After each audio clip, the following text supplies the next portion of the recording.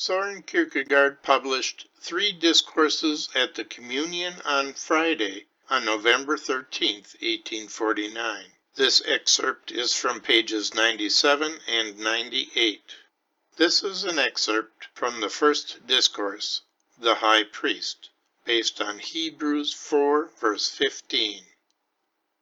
For we do not have a high priest who is unable to have sympathy with our weaknesses, but one who has been tested in all things in the same way, yet without sin.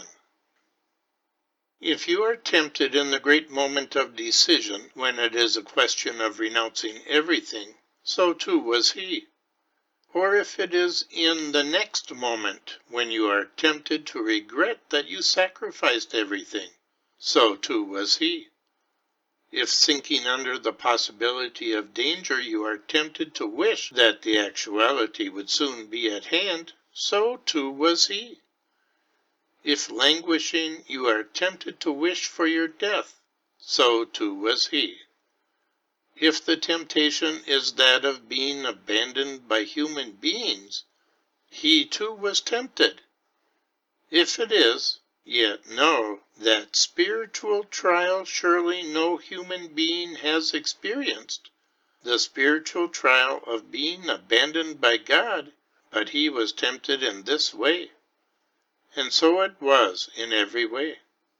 And therefore you who are tempted, whoever you are, do not become silent in despair, as if the temptation were superhuman, and no one could understand it. Nor impatiently depict the magnitude of your temptation, as if even he could not entirely put himself in your place. For if you want to know what is required in order to truly be able to judge how great a temptation really is, well then let me tell you. What is required is that you have endured in the temptation. Only then do you truly come to know how great the temptation was. As long as you have not endured in it, you only know the untruth. Only what the temptation, precisely in order to tempt, makes you believe about how frightful it is. To insist on truth from the temptation is asking too much. Temptation is a deceiver and liar that takes good care not to speak the truth.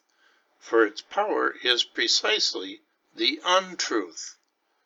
If you want to have the truth out of it about how great it actually is, then you must see to it that you become the stronger. See to it that you endure in the temptation. Then you get to know the truth, or you get the truth out of it. Translated by Sylvia Walsh, Indiana University Press in 2011.